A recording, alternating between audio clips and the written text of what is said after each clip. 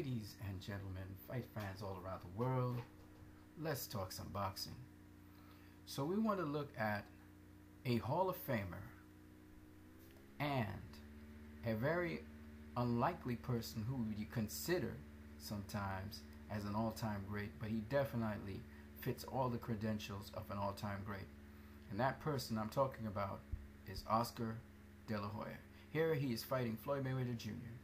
And as you can see, he's using a bunch of hooks, and he's also using his jab because he had a very sharp, very effective jab, Oscar De La Hoya.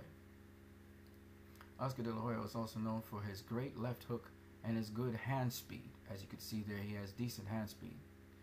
So here's Oscar De La Hoya. Now, why I say he's an all-time great? Well, first quality of an all-time great is you fight other all-time greats. And here, Oscar is definitely fighting Floyd Mayweather Jr., who definitely is an all-time great. Now, he's not just a Hall of Famer, because Oscar De La Hoya is in the Hall of Fame, but he has done much more than a Hall of Famer in that he's not only fought champions and beat some and fought some to competitive, exciting fights, and has given us exciting fights, and he has not ducked or dodged anyone but fought all contenders. But Oscar De La Hoya has also fought all-time greats, and he's also had memorable fights in which many people thought he would lose, and his fights are always exciting and entertaining. So these are some of the qualities of an all-time great. Of course, the other thing is they are very memorable. They've been in memorable fights, and they're also very memorable. I think a lot of people know who Oscar De La Hoya is, and that's because of his greatness. So these are all the qualities of an all-time great. Now, Oscar De La Hoya didn't only fight Floyd Mayweather, but he also fought a genius defensive wizard in Pernell Whitaker. And here you see the 7th round of that fight begin. Oscar De La Hoya is dancing on his toes, and he's looking to use the jab. He was very, very effective with his jab. He had a highly educated jab, and that jab usually hit the mark whenever it was used. Here he's going to land a straight right to the pit. Oscar was very devastating in terms of his skill and in terms of his target practice. This guy was a gold medalist in the Olympics, and he was known as the Golden Boy. Here is Oscar De La Hoya fighting definitely an all-time great in Julio Cesar Chavez, a person who he beat twice in his career, knocking him out twice. Now, let's look at his career here. Oscar De La Hoya had 45 fights. He lost 6 fights. He was knocked out twice, and he won 39 of the 45 fights, knocking out 30 opponents. He had a 67% knockout ratio. But what was interesting about Oscar De La Hoya's career, as I said before, is he fought a number of all-time greats. Not to mention that Oscar De La Hoya also had accomplished a feat that no other boxer in the history of boxing had ever done. He became the 6th division world champion. And that was unheard of in his time until Manny Pacquiao came around. So let's look at Oscar De La Hoya. He began at super featherweight, and he moved his way all the way up to middleweight, which is very, very difficult to do. So, even early in his career, 5 fights in, he fought Jeff Mayweather, a very skilled former world champion, and he knocked him out in 4 rounds. Other notable wins: he won a championship against Jimmy Bredhal for the WBO super featherweight title. He defended it a number of times, but the more important fight that we have to talk about is John Molina fight, in which he had a unanimous decision win over John Molina, and the other fight is against the world champion Gennaro Hernandez at super featherweight, a man who had been unbeaten at super featherweight, and he moved up to lightweight, which is the division just above, to fight Oscar De La Hoya, who had won the lightweight title just in the year before against Jorge Paez in 1994, which is right here. Okay, and he gave Gennaro Hernandez his first defeat. As you can see, when he faced him, he was undefeated in 32 fights, and he gave Gennaro Hernandez his first defeat. Gennaro Hernandez is a Hall of Famer. Jesse James Leah, he defeated him, knocking him out in the 2nd round, and Jesse James Leah had only 1 defeat on his career. Then he beat Julio Cesar Chavez, a certain not just a Hall of Famer, but also an all-time great. Julio Cesar Chavez had only one loss on his record when Oscar De La Hoya faced him, and he defeated him, knocking him out in the fourth round. As you know, Julio Cesar Chavez was a very tough super lightweight, and he was able to get the super lightweight title from Julio Cesar Chavez.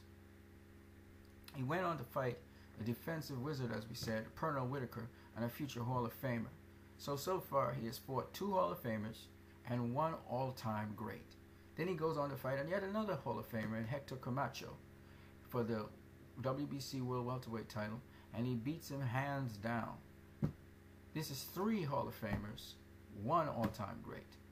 He goes on to fight and rematch Julio Cesar Chavez, and then he goes on to fight Ike Corte, undefeated Ike Corte, a guy who was knocking out a lot of people, very dangerous, and Oscar was able to get a split decision win over Ike Corte, who had dropped him earlier on, and he came on to drop Ike Corte in the final round, I do believe. He then had a great match against Obakar, and Ike Corte is probably going to become a Hall of Famer himself. He had a great match against Obakar, knocking him out in the 11th round. That was a great fight. And then he fought Felix Trinidad in a much anticipated bout. Of course, Felix Trinidad is a Hall of Famer, and at the time he was undefeated. We can argue that Oscar De La Hoya actually won that fight and was robbed from it because he boxed in the latter rounds, in the championship rounds.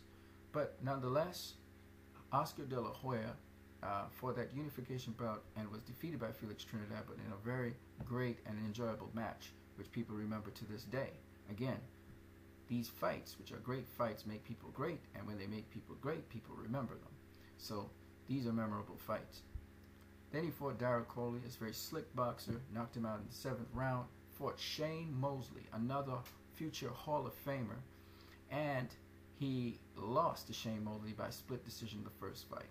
But in the second fight, again, one can argue that he beat Shane Mosley, but they gave Shane Mosley the fight. He then went on to fight Arturo Gatti, another Hall of Famer. So we have so far 5 Hall of Famers, and we have 1 all-time great. He goes on to fight Arturo Gatti and demolishes him in the 5th round. This is before Floyd Mayweather Jr. faces Arturo Gatti.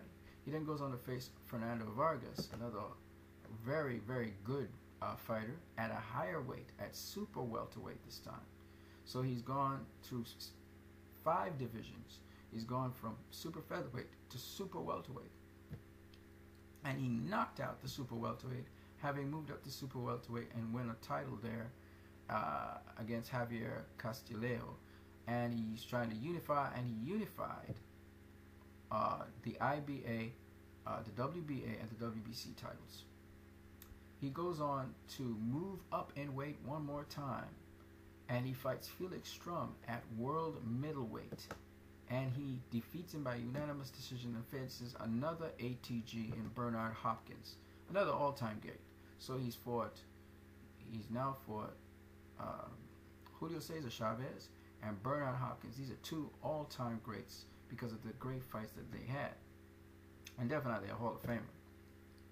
He goes on from there to fight Ricardo Mayorga, and he knocks him out, moving down to super welterweight after he was knocked out with a body shot by Bernard Hopkins. And then he fights yet another all-time great in Floyd Mayweather Jr. and future Hall of Famer. He then goes on to fight Steve Forbes and then another all-time great in Manny Pacquiao, bringing his all-time great status to 4 and Hall of Famer status to somewhere around 6 or 7 Hall of Famers. So this guy had not only memorable fights, but he fought 4 all-time greats, or is it 5? 5 all-time greats. I can't remember, 4 or 5 all-time greats. I can't remember what I said. And about 6 or 7 Hall of Famers. So definitely Oscar De La Hoya, who's very successful also in his promotional company, is an all-time great. But on top of that, you can see that he borrowed from Sugar Ray Leonard's model, and he was able to successfully not only have a successful career in boxing, but also in promotional aspects of boxing. So I just wanted to bring that to you guys' attention. All the great fights that Oscar De La Hoya had. Here, this is him fighting Julio Cesar Chavez, who has to quit. And here, he's fighting Pernell Whitaker. And here, he's fighting Floyd Mayweather Jr. in what was great fights. And Oscar De La Hoya will always be remembered for his contribution to boxing in terms of great fights in boxing. So, that's all I have to say. You guys have a great day. And of course, always stay blessed.